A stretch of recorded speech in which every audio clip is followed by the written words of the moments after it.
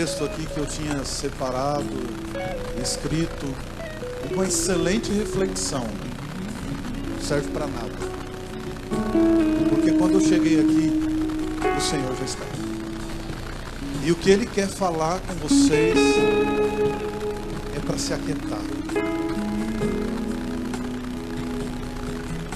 Por que ansiedade? Por que está ansioso? Nós estamos ansiosos por causa de diversas coisas que nos afligem. A gente quer que as coisas aconteçam rápido, não é assim? Nós somos imediatistas. Nós queremos tudo para hoje. Tudo para hoje. Aliás, parece que nós já nascemos prontos, não é assim? Nós queremos que as coisas se desenvolvam numa velocidade que nós muitas vezes não estamos preparados sequer para encarar. E a gente começa a culpar um ao outro, culpa Deus, culpa nós mesmos, culpa o cônjuge, culpa o chefe no trabalho, culpa o vizinho, coloca a culpa em todo mundo. E muitas vezes a culpa não é de ninguém tem culpa por isso. Não é nossa também. Nós só não estamos prontos. Porque o relógio de Deus ali está marcando 19 horas e 45 minutos. Mas no relógio de Deus não está marcando esse tempo. Sabe por quê? Deus, ele é atemporal. Quando Deus criou o mundo, antes dele criar o mundo, ele criou o tempo. Para ele dizer haja, ele teve que criar primeiro o tempo. Então o princípio da criação de Deus é o tempo. Ele criou o tempo para que ele pudesse sintonizar, para que nós soubéssemos o que é, porque Deus, ele é eterno, de eternidade em eternidade ele é. Esses dias eu ouvi um pastor famoso aqui dizer que Jesus, ele era a criação de Deus. Eu olhei e falei, não é possível que ele ainda não entendeu que Jesus é Deus. Nessa altura do campeonato, ele é famoso, inclusive aqui de Guarulhos. Uma arrogância que não tem tamanho. Parece que ele é o suprassumo de tudo. Nem quando ele está errado ele reconhece. Inclusive nessa. A primeira criação de Deus foi o tempo. Porque Deus é. Jesus é. O Espírito Santo é. Eles criaram o tempo para que nós pudéssemos ter alguma marcação. Então, para Deus, teu passado, teu presente, teu futuro é a mesma coisa. Ele sabe. Então, se você tentar sincronizar o teu relógio com o relógio de Deus, vai parecer que ele está sempre atrasado. Você vai estar sempre ansioso, correndo atrás de alguma coisa, mas você ainda não saiu do lugar, porque você não entendeu que é Deus que conhece os planos que Ele tem para você, como diz Jeremias. São planos de paz e não de guerra. São planos de te fazer prosperar, de não te causar nenhum mal. Mas normalmente nós queremos acelerar esse processo. E nessa loucura, nesse frenesi de querer acelerar os processos de Deus, nós saímos metendo o pé pelas mãos e saímos tropeçando um no outro, arrumando conflito em cima de conflito, porque nós não entendemos que tudo é dele, para ele e por ele são todas as coisas. Se nessa igreja aqui hoje tivesse 1.500 pessoas aqui nesse culto, você seria o crente que você é hoje? Se você tivesse uma rede de relacionamentos com Deus de 1 milhão de pessoas, você seria o crente que você é hoje? Eu, por exemplo, se eu tocasse a metade que esse irmão aqui toca, eu seria uma soberba que não tem tamanho, porque eu sou um péssimo músico, e mesmo assim eu sou mau. Eu não consigo tocar uma música inteira, porque eu esqueço. E eu quero ter os melhores equipamentos do mundo. Imagina se eu soubesse tocar isso tanto que esses homens tocam. Imagina se eu tivesse a afinação e a unção que essa irmã tem para cantar. Como eu seria soberbo. É por isso que Deus não me deu esse talento. Deus dá dons para os homens de acordo com a necessidade da obra dele. Deus tem te capacitado. Deus vai te capacitar ainda mais. Só que o tempo de maturação que é necessário para cumprir esse propósito de Deus depende única e exclusivamente de você, de mim, de nós percebermos que existe um único lugar que nós devemos estar, e é no centro da vontade dele. Mateus capítulo 6, que é um texto que eu quero usar aqui para a gente dizer que usou a Bíblia, né? No verso 25 do capítulo 6, diz assim: portanto eu lhe digo, não se preocupe com sua própria vida, quanto ao que comer ou beber, nem com seu próprio corpo, quanto ao vestir. Não é a vida mais importante que a comida, o corpo mais importante que a roupa? Observe as aves do céu, não semeiam, não colhem, não armazenam em celeiro, contudo o Pai Celestial as alimenta. Não tem vocês muito mais valor que elas? Quem de vocês, que por mais que se preocupe, pode acrescentar uma hora que seja a sua vida? Por que vocês se preocupam com roupas? Vejam como crescem os lírios do campo. Eles não trabalham nem tecem, contudo, eu lhes digo que nem Salomão em todo o seu esplendor vestiu-se como um deles. Se Deus veste assim a erva do campo, que hoje existe, amanhã lançada ao fogo, não vestirá muito mais a vocês, homens de pequena fé?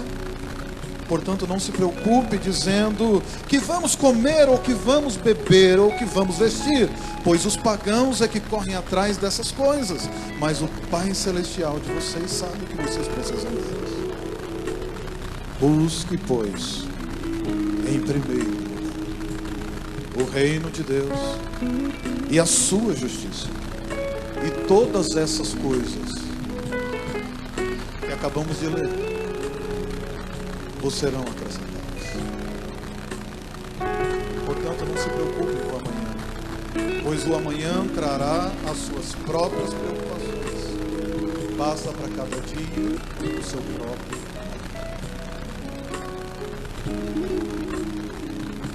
Quando a gente para pensar nesse texto, a gente vê algumas coisas maravilhosas, só promessas e promessas e promessas.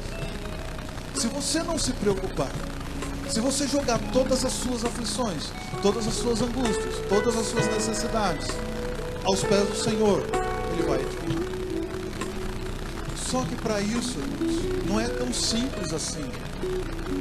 Nós precisamos entender alguns princípios que está na Bíblia desde os primórdios.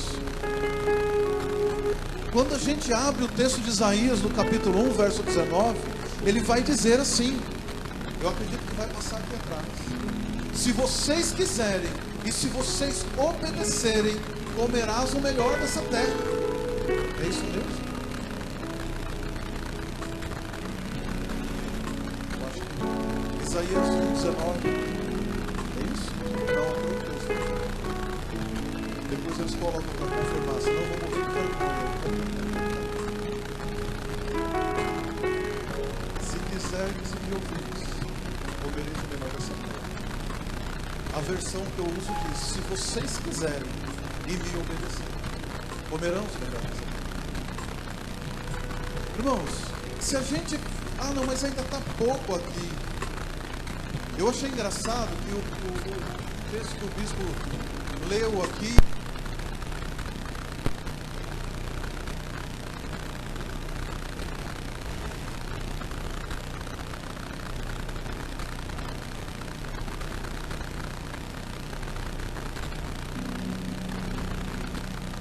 voltou.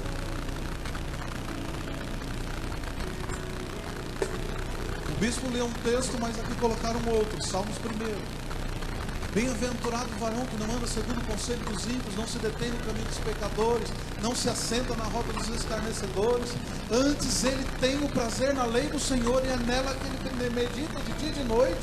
E ele será como a árvore plantada junto a ribeiros de rio, que dará o fruto na estação certa, e tudo que ele colocar a mão prosperarás. Nós temos um determinado problema em nossa vida, que nós queremos resolver as coisas do nosso jeito. Nós queremos, mas o jeito está na palavra de Deus.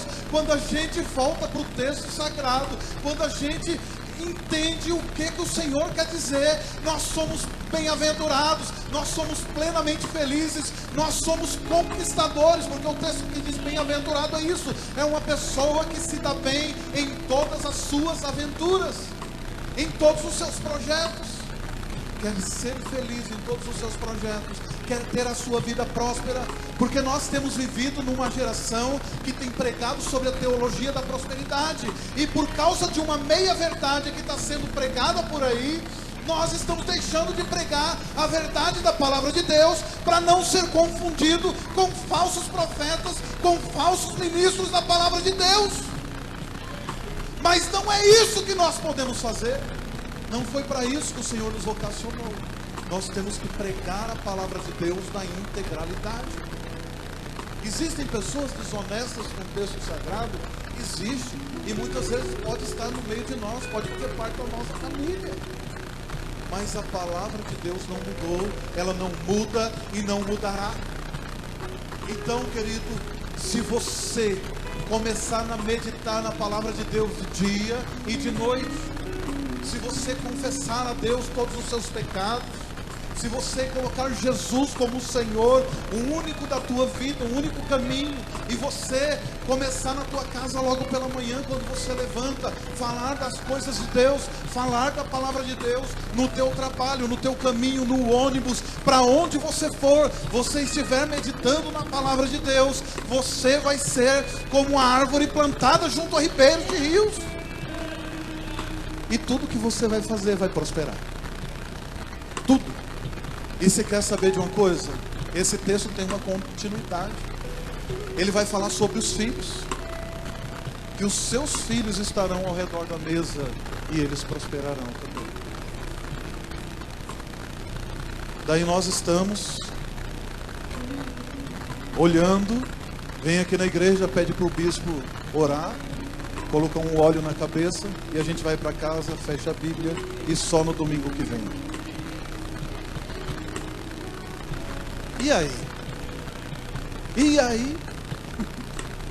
Como é que você vai prosperar se os princípios verdadeiros estão aqui? Irmão, eu estudei muito na minha vida e continuo estudando.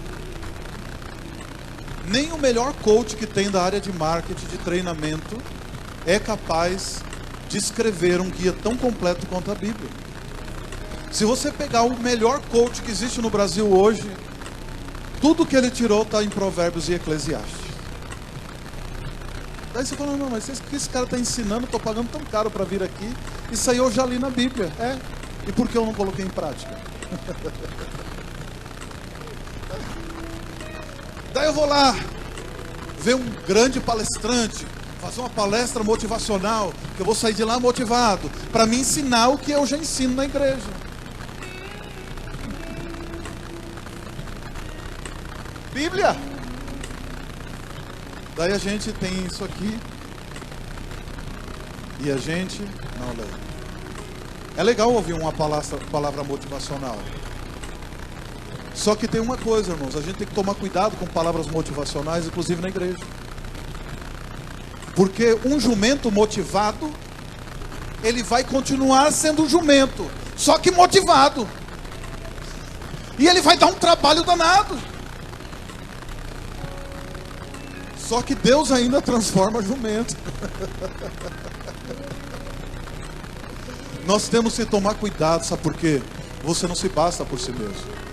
Não adianta eu vir aqui falar para você que tudo que você precisa já está dentro de você, que é mentira. A Bíblia fala, inclusive Jesus fala, que é do coração do homem que provém coisas ruins. É o que sai de dentro do homem. Não é o que entra. Muitas vezes o que sai da nossa boca é intriga, fofoca, confusão. Esse ano aqui eu tive que estender as tendas, e muito. E por causa disso eu estou transpirando tanto, gente. Vocês não têm noção. Eu tive que parar de treinar por causa de um problema na coluna. Eu não estou mais pedalando. Hoje eu experimentei 3 roupas antes de vir para cá e nenhuma entrava. Meu Deus, o que aconteceu?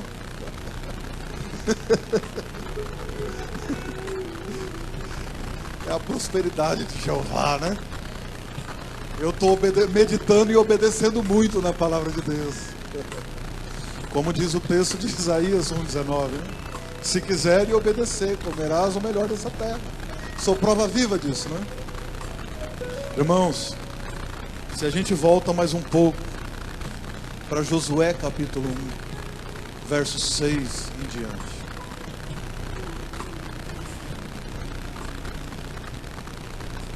Eu vou abrir aqui. Josué capítulo 1, verso 6. Seja forte e corajoso, porque você conduzirá este povo para herdar a terra que prometi sob juramento aos seus antepassados. Somente seja forte e muito corajoso. Tenha cuidado de obedecer toda a lei que o meu servo Moisés lhe ordenou. Não se desvie dela, nem para a direita e nem para a esquerda, para que você seja bem sucedido por onde quer que andar. Não deixe de falar as palavras desse livro da lei e de meditar nelas de dia e de noite, para que você cumpra fielmente tudo que nela está escrito. Só então seus caminhos prosperarão e você será bem sucedido. Não fui eu que lhe ordenei? Seja forte e corajoso. Não se apavore, nem se desanime, pois o Senhor, o seu Deus, estará com você por onde você andar. Mas por onde você andar mesmo é qualquer lugar, irmão. E acredite, até desviado, se você já teve um pacto com Deus e você tentar andar por lugares estranhos, você não vai conseguir ficar. Você não vai. Eu tenho um amigo que em uma ocasião ele, para mim fazer um desafio, porque eu sempre convidava ele para ir à igreja, ele me convidou para ir no noivado dele num terreiro. Eu falei, eu vou, com certeza. E eu fui. Só que naquela época eu era daqueles crentes que tem bastante hoje, dos bons. Tá tudo certo, paz e amor, tá tudo liberado. E eu fui. Só que eu cheguei lá, o negócio estava estranho aquele dia. Estava estranho. O movimento não acontecia e o cara já desesperado. E o cara já estranho. Daqui a pouco um me convidou a me retirar. Falou, você aí vai embora porque com você aqui não vai dar não. Com você não vai dar não. Mas eu falei, mas Deus, até aqui está me incomodando. Já estive em lugares que as pessoas chegaram e falaram, o que você está fazendo aqui? Você tem cara de anjo. Vai embora. Daí você para e fica olhando, mas Deus, eu nem para me desviar eu presto. Não, você não presta mesmo para isso. Nem eu, nem você. Porque nós temos uma marca da promessa do Senhor. Nós somos marcados quando nós entregamos a nossa vida a Deus. E Jesus em João 17, quando faz aquela oração apostólica, ele fala que nenhum que veio a ele se perdeu, exceto o filho da perdição. Então, se você não é o filho da perdição, se você foi chamado pela presciência de Deus, ou predestinação, como queiram chamar, você pode tentar, mas se você fugir para os lugares mais baixos, lá Ele estará te buscando, trazendo novamente para o caminho, porque você foi escolhido, você foi comprado, você faz parte de um reino, e você vai no grande dia morar juntamente com Ele. Só que o problema de viver uma vida torta e errada é que você vai pagar o preço. Tudo que você fizer nessa vida você vai pagar. Semear é uma opção nossa. A gente escolhe se vai semear alguma coisa ou não, mas a colheita é obrigatória. Quem semeia, colhe. Plantou, colheu. Quem semeia coisa ruim, colhe coisa ruim. O problema de quem quer viver com um pé na igreja e pé fora, pé na igreja, pé fora, quem quer ter amizade com Deus e com o mundo, saiba que você num grande momento você vai voltar, porque a palavra de Deus diz que sim, que muitos serão salvos por um fio de cabelo. Como o texto de Coríntios diz que na luta contra o pecado nós não sofremos ainda até o sangue. E é possível que no sofrimento que a vida traz, você possa perambular por diversos lugares. Mas no entanto você vai se deparar novamente com um espelho diante de você, te denunciando o quanto que você é pobre, pecador, miserável, nu e carente da misericórdia de Deus. E nesse momento que você tiver esse confronto, você vai ser como um Pedro, que vai olhar nos olhos de Cristo, após ter negado, após ter discutido, brincado, falado que você não era um deles, mas você vai cair em si, vai voltar atrás, vai se arrepender, vai pedir misericórdia, e você vai ter um encontro genuíno com Cristo Jesus, e a sua vida nunca mais será a mesma, porque você vai ser marcado por Ele, para fazer parte desse reino milenar. Mas a colheita vem, e a colheita é doída. Quando a gente planta, a gente colhe. Ainda há tempo de plantar coisas boas. Ainda há tempo de plantar. Nós podemos semear e nós podemos ter a certeza que nós vamos colher.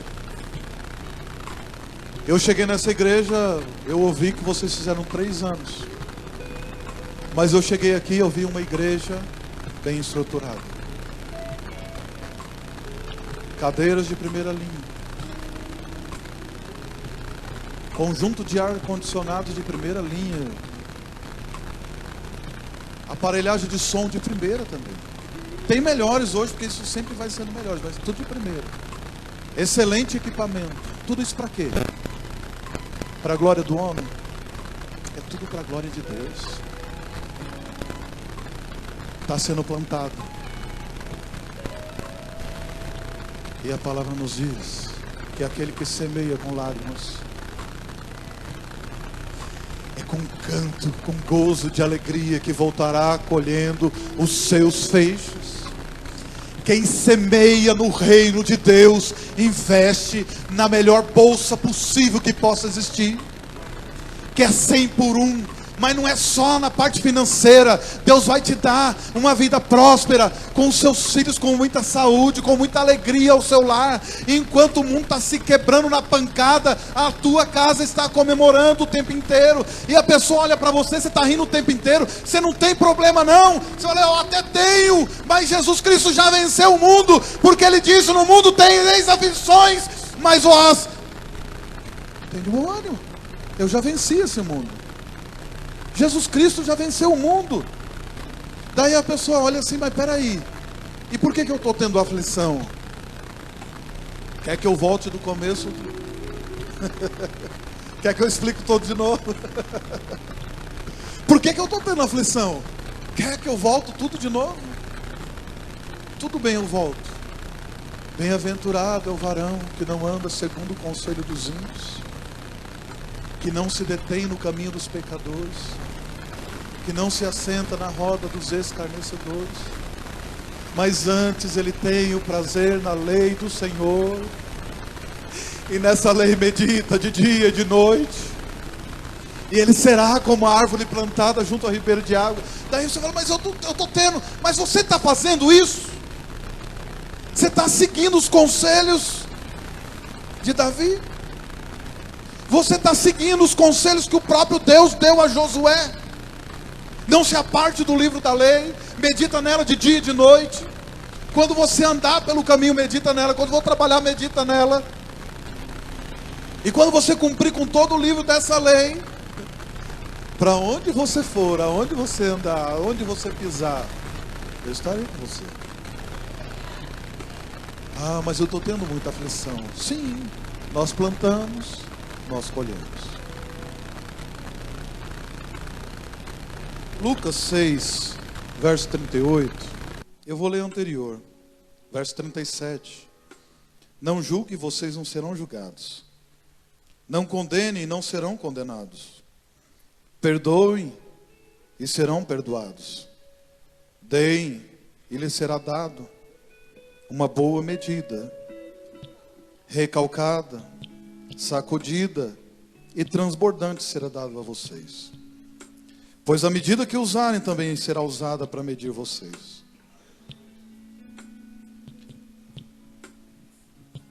Entendeu? Dê. Quer ser perdoado, perdoe. Quer receber, dá. Semeia. Só que com Deus é diferente. O que é a boa medida? Vem com aquele saco, ele joga até encher. Depois que enche, sacudida, dá aquela sacudida para assentar tudo. E tome mais. Sacode de novo, tome mais.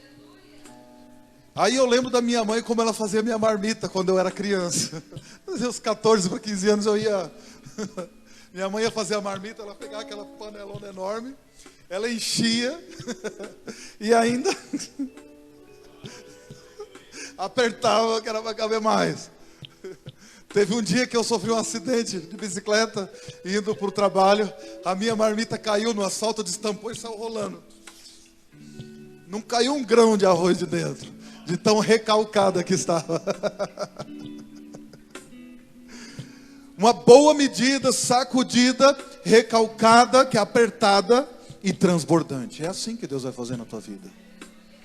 Eu não entendi ainda porque ninguém está glorificando a Deus, porque é assim que Deus vai fazer. É boa medida, sacudida, recalcada e transbordante. É assim que Deus vai fazer na tua vida. E isso não é conversa de coach, não. Isso quem está dizendo é o próprio Jesus. E quando Jesus diz, é porque Ele vai cumprir. Quando a palavra de Deus diz, a palavra de Deus cumpre. Mas tem uma coisa. A gente olha e fala, mas eu não vejo saída. Isso é para mim mesmo, né?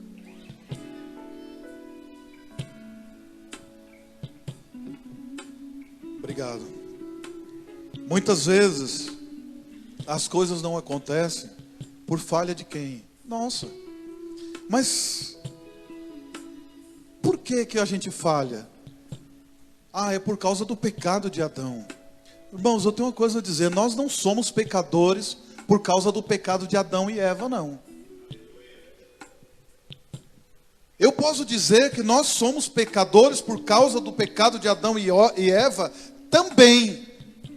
Porque o texto de Romanos diz que não existe um justo sequer. Todos pecaram e destituídos estão da glória de Deus. Quando o profeta Ezequiel começa a falar que Deus, olhando dos céus para a terra, procurou um único homem que se colocasse na brecha em prol da nação e não encontrou um único homem. Nós não somos melhores do que o povo no tempo do profeta Ezequiel. Nós não somos melhores do que o povo no tempo de Paulo, que escreve para a carta de Romanos, escreve para a igreja de Roma. Nós não somos melhores. No entanto, o Senhor continua procurando ainda pessoas. Só que hoje Ele não procura mais perfeição, porque o perfeito já veio. E o perfeito se chamava Jesus. E o perfeito veio, morreu por mim, por você. Ele se fez pecador em nosso lugar. Ele foi o sacrifício vicário, o sacrifício que transportava o nosso pecado sobre Ele. Ele foi moído por causa das nossas iniquidades. Ele foi cativo, ferido de Deus. Ele foi transpassado por causa das nossas iniquidades, dos nossos pecados, das nossas transgressões. Ele levou os nossos pecados até a cruz do Calvário. Enquanto Ele caminhava naquele caminho do Gólgota, que era do Monte Caveira, os seus pés já ensanguentados por causa do sangue que escorria das suas costas, como o texto de Salmos 22, provavelmente 22, vai nos dizer que era possível contar os ossos do seu corpo. Imagina aquele homem de pé carregando a cruz, depois de ter sido chicoteado tanto que dava para ver os seus ossos. E ele cai. E as pessoas veem que ele não tem mais condições de carregar a cruz e chama Cirineu para que pudesse levar até lá. E tudo isso ele fez para que você hoje pudesse ser chamado filho de Deus. Para que você hoje pudesse ser chamado filho de Deus, religados novamente à videira verdadeira, como diz João 15. Eu sou a videira verdadeira, meu pai é o lavrador. Toda árvore que está em mim, que não dá fruto, ele poda para que dá mais fruto ainda. E Jesus olha para os discípulos e fala: vocês já estão limpos pela palavra que eu tenho pregado. Queridos, nós temos que entender que não tem nada que nos purifique mais do que o sangue de Jesus. O sangue de Jesus tem o poder de nos regenerar, de nos transformar em novos homens, em novas criaturas, de nos aproximar novamente de Deus, de sermos religados, reconectados com a vida eterna. E muita gente não tem noção do quanto que isso é importante, meu querido. Você hoje é um embaixador do reino de Deus aqui na terra. Você não precisa de políticos, vocês não precisam de mega empresário, vocês não precisam de fazer acordo com ninguém, porque o verdadeiro acordo já foi selado há 2000 anos atrás, quando Jesus Cristo deu um grito na cruz do Calvário: Pai, já está consumado. Jesus Cristo, na cruz do Calvário, ele gritou: está consumado, Pai. Mas antes disso, ele mesmo gritou: Eloi, Eloi, lama sabachthani. Deus meu, por que me desamparaste? Tamanha foi a angústia da dor, do peso que ele sofreu por causa dos nossos pecados.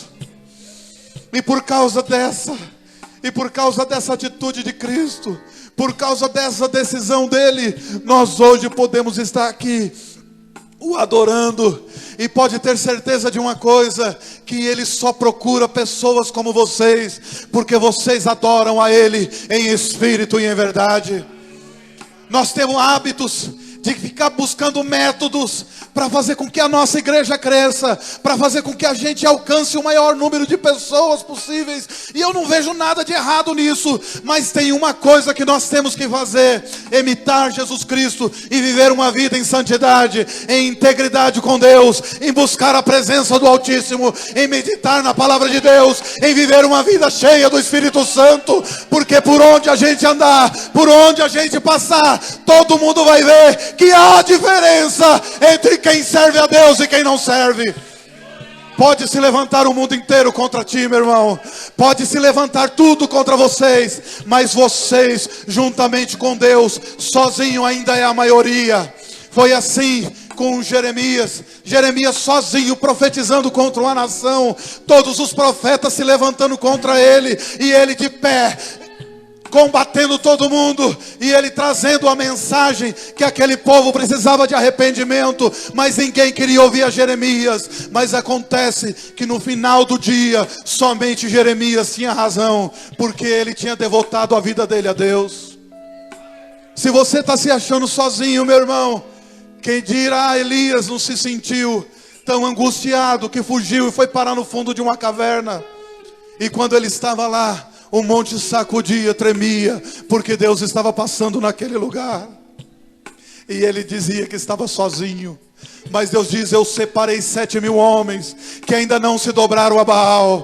E eu quero ser aqui um profeta de Deus para a tua vida, para te dizer que você não está sozinho, porque Deus ainda tem preparado 7.000 homens e mulheres que não se dobrou a esse sistema corrupto, que não se dobrou a falsos deuses, que ainda creem em Jesus Cristo como um único e suficiente Salvador, que Ele ainda é o caminho, que Ele ainda é a verdade, que Ele ainda é a vida, que ninguém vai chegar a Deus se não for por Jesus Cristo.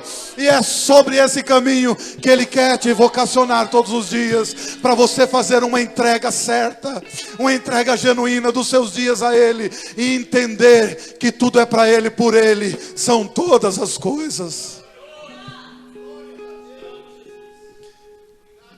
2 Crônicas 7,14, abre para mim, por favor, irmão.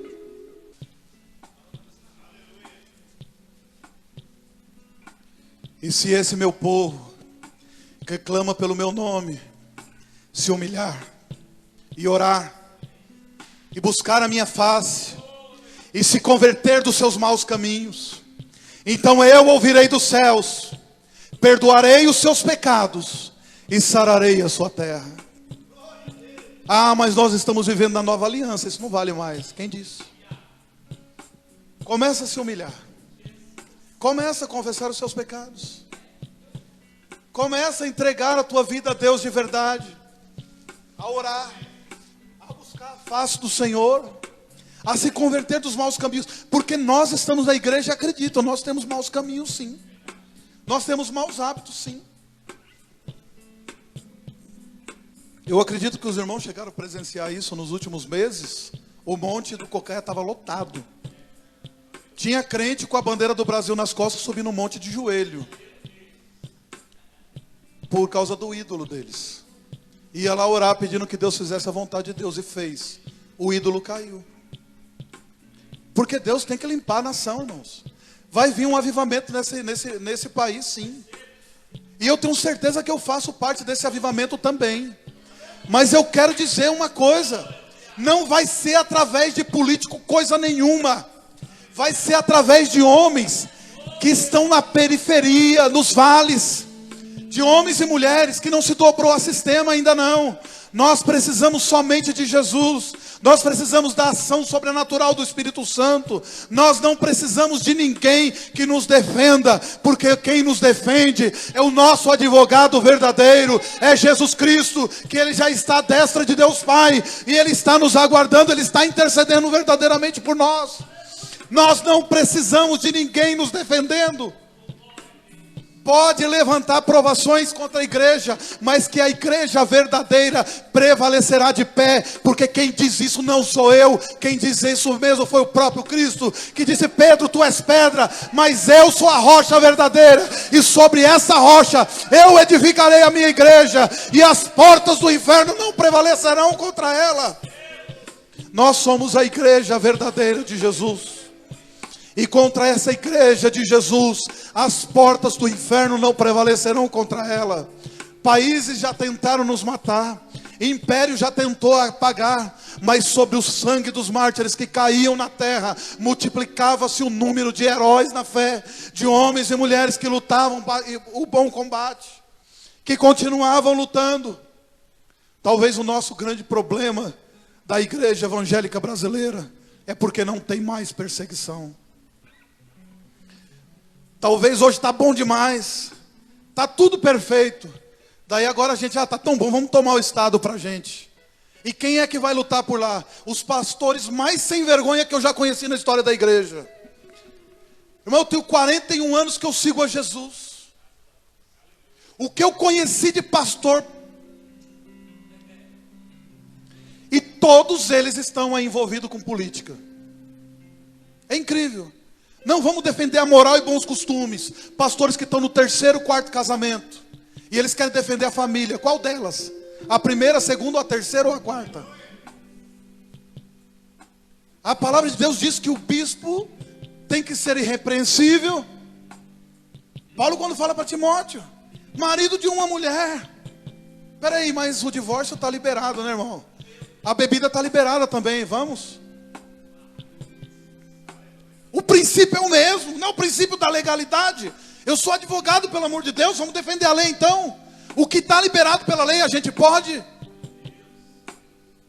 Ah, mas o Estado aprovou o divórcio. Irmão, me desculpe. Se não for por adultério. Ah, então se eu adulterar eu posso. Também não, é a outra parte. Irmãos,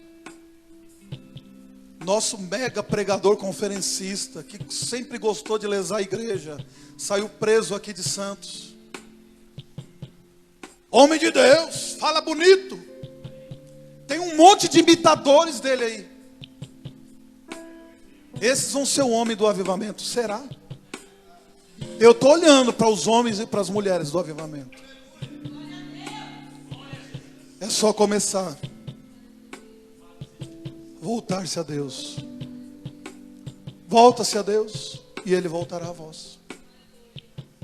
Nós não precisamos de estratégias humanas.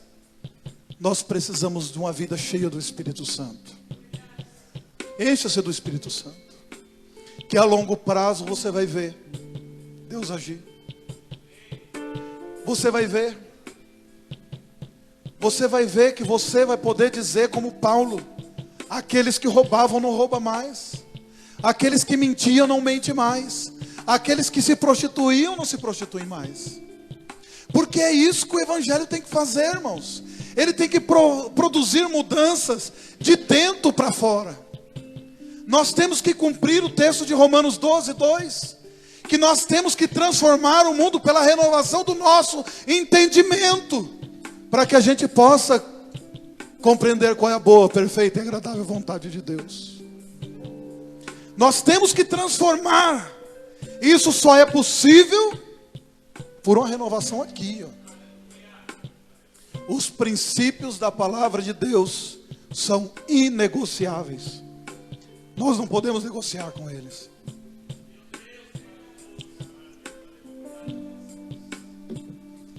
Eu falei que a minha voz ia acabar cedo. Mas não me deu a hora. Eu achei que eu estava falando só 20 minutos. E eu ainda tenho aqui mais 66 livros para discorrer. E agora? Cadê os ministros de louvor?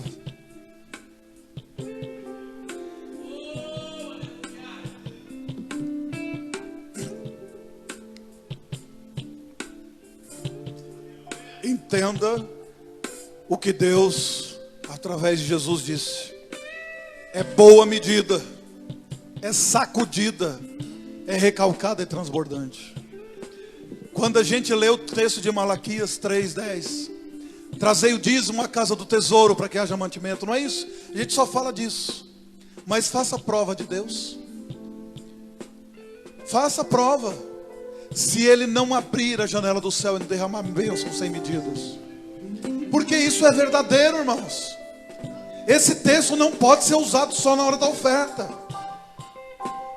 Porque Deus vai derramar bênçãos sem medidas na vida de todos. Não é só que traz o dinheiro, é que traz a vida.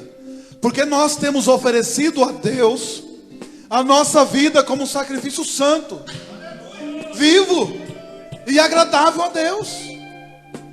É isso que nós temos que fazer. E isso é um projeto completo. Envolve tudo que temos. Envolve tudo que somos. Envolve tudo que fazemos. Vai cantar? Faça o melhor. Vai pregar? Faça o melhor.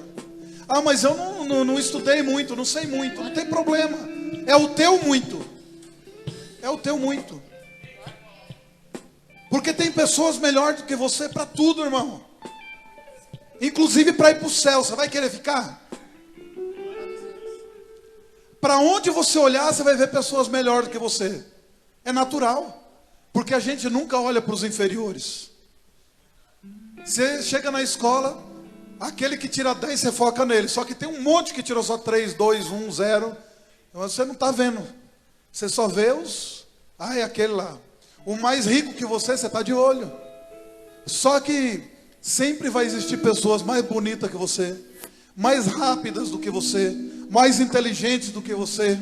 Mas acredita de uma coisa, só que você é único. Deus te escolheu exatamente como você é. E vai ser através de você que Deus vai produzir tudo aquilo que Ele prometeu.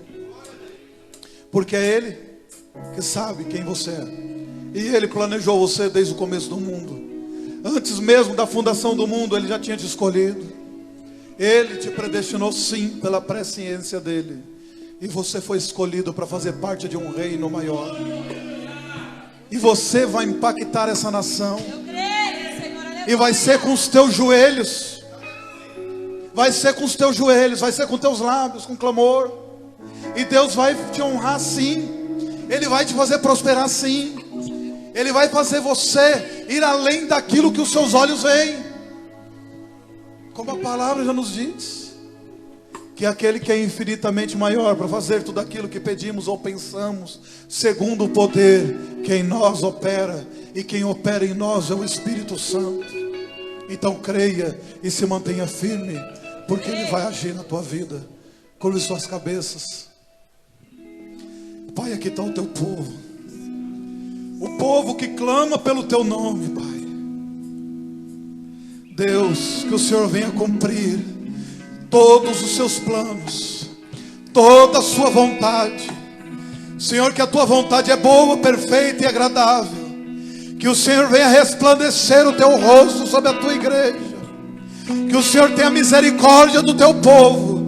E que o Senhor dê a paz a eles. E que faça prosperar em todos os caminhos, para a glória do teu santo nome. Em nome de Jesus. Em nome de Jesus. Aplauda o Senhor.